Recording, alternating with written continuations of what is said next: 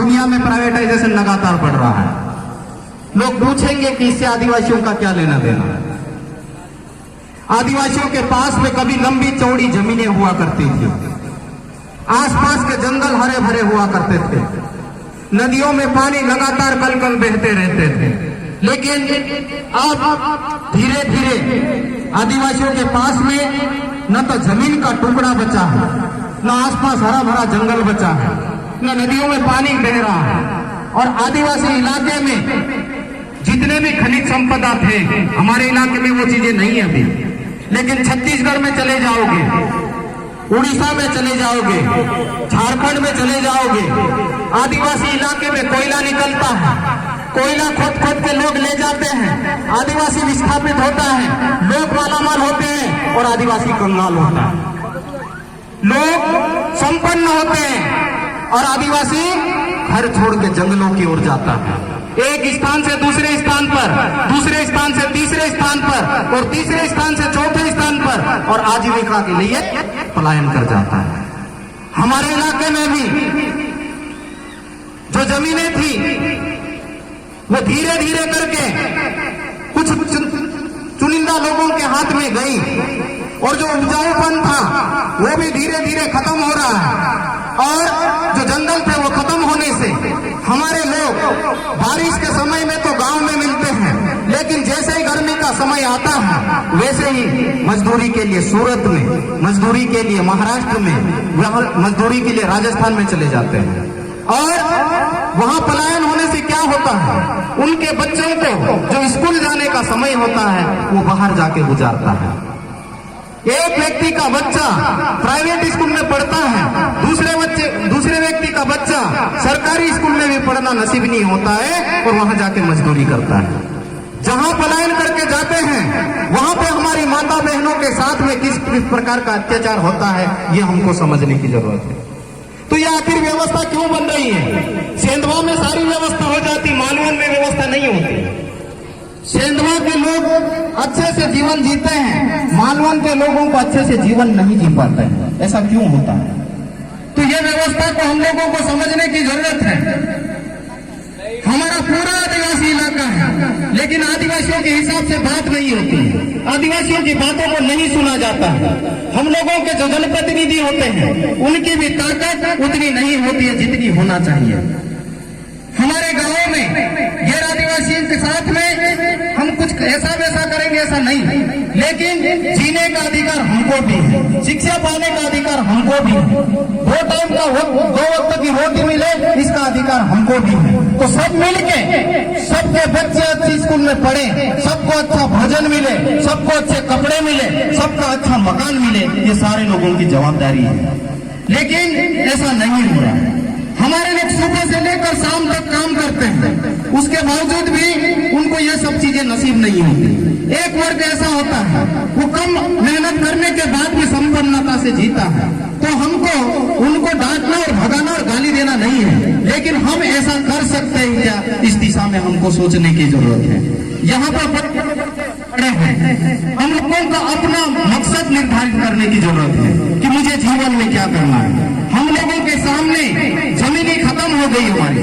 एक बाप की 5 एकड़ जमीन थी, 5 बेटे थे, 5 टुकड़े हो गए, उसके 2 बेटे हैं, आधे एकड़ पे आ जाएगी। क्या हमारा आने वाला भविष्य सुरक्षित है?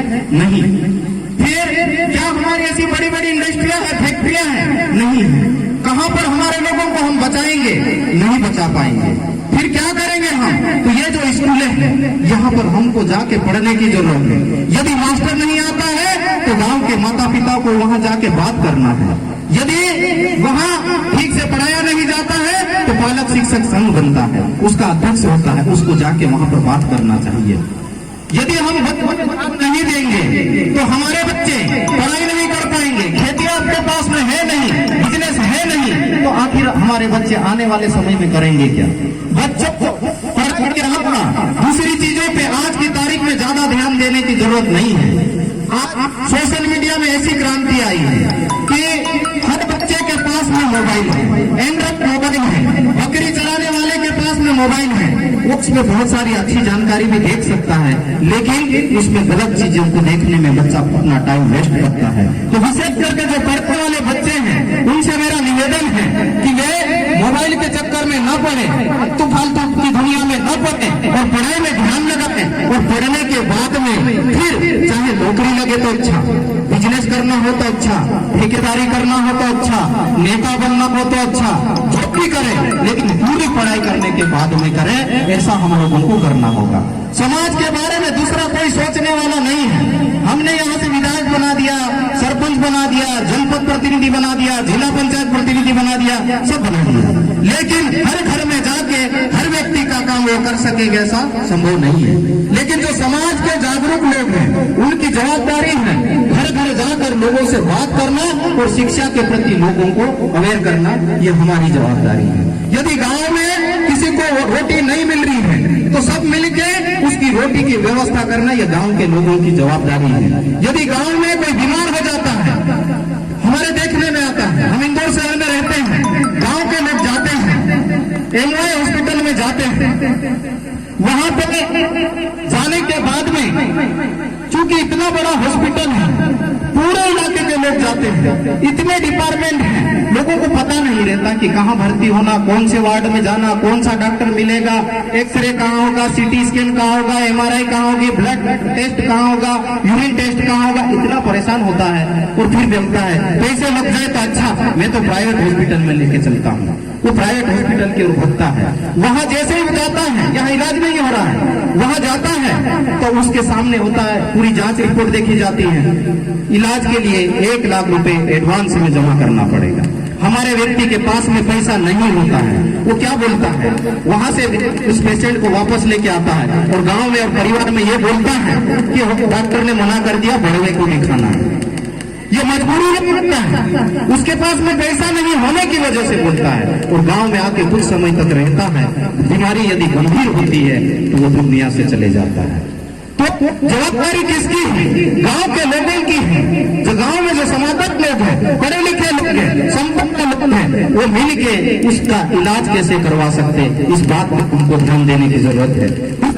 गांव में कुछ अच्छी चीजें हुआ करती थी जो धीरे धीरे विलुप्त हो रही है। हमारे 5 पंच से चलता था, गांव काला, गांव पटेल, गांव आरती, गांव कोतवाल, इनसे हमारा गांव चलता था। लेकिन धीरे धीरे ये पॉलिटिक्स के चक्कर में पड़ के हम लोगों ने फलिया में घर घर में झगड़े डाल दिए। जो गांव में हमारे विवाद खत्म होने थे वो थाने पे जाने लगे हैं, जो हमारी वाद्य यंत्र थे वो खत्म हो गए हैं। ढोल बजता आप लोग बजाते हैं, कितने लोग बजाते हैं? ढोल बजाने वाला कोई है? कोई नहीं। ढोल बजता है, उसकी धुन कैसी आती है?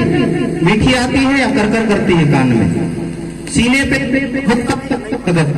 ये जो डीजे बज रहा है, थोड़ी सी आवाज तेज कर देंगे हम तो सीने में भपके निकलने लगेंगे, कान में कचाट सुनाई देगा। लेकिन ढोल जब बजता है तब मीठी आवाज आती है, और वो नाचने वाला नाचता, बजाने वाला बजाता है, और परत में खड़ा हुआ देखने वाला व्यक्ति बात भी कर सकता है।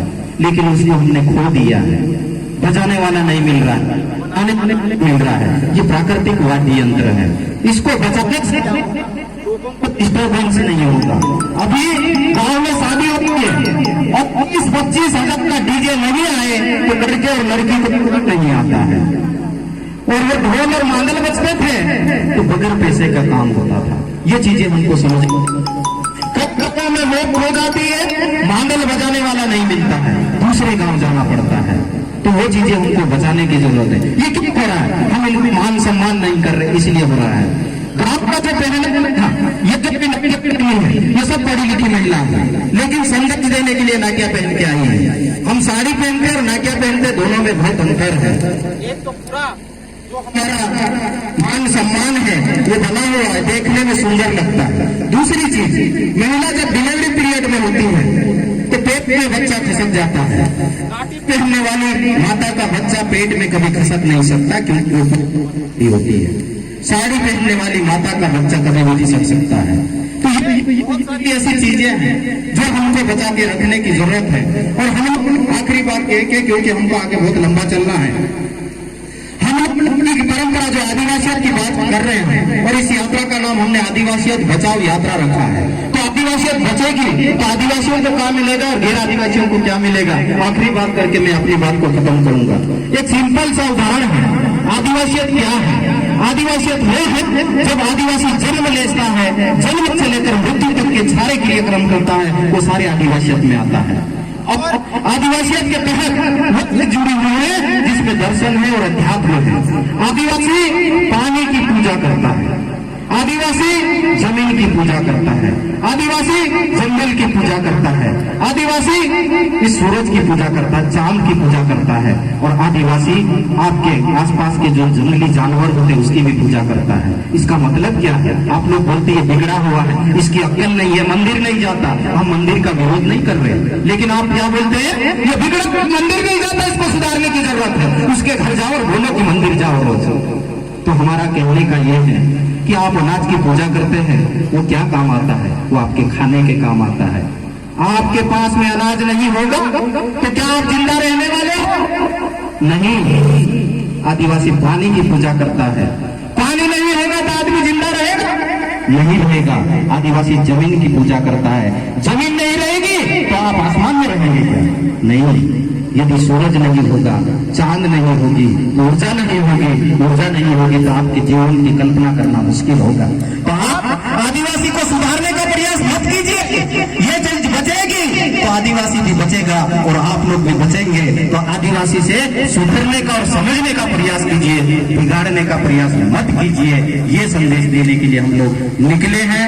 और जो कुछ हमारी ऐसी परंपराएं हैं जो जीवन से मृत्यु तक चलती हैं, उसको बचाते हुए, और इस देश के संविधान में आदिवासियों के लिए बहुत सारे अधिकार दिए गए हैं, पढ़े लिखे लोगों को उसको समझना है, समझाना है, आदिवासियों को भी समझाना है, गैर आदिवासियों को भी समझाना है। यदि चीज को सही समझ जाएंगे तो लोग बोलते हैं हमको कि आप जातिवाद की बात कर रहे हैं। हम जातिवाद की बात नहीं कर रहे, हम मानवता की बात कर रहे हैं। इंसान इंसान कैसे होता है आदिवासी से पूछिए। आदिवासी के घर में हिंदू चले जाए, मुस्लिम चले जाए, बौद्ध चले जाए, जैन चले जाए और दूसरे समुदाय का चले जाए, वो कभी भी ये नहीं पूछता कि तुम कौन हो, कौन धर्म का हो।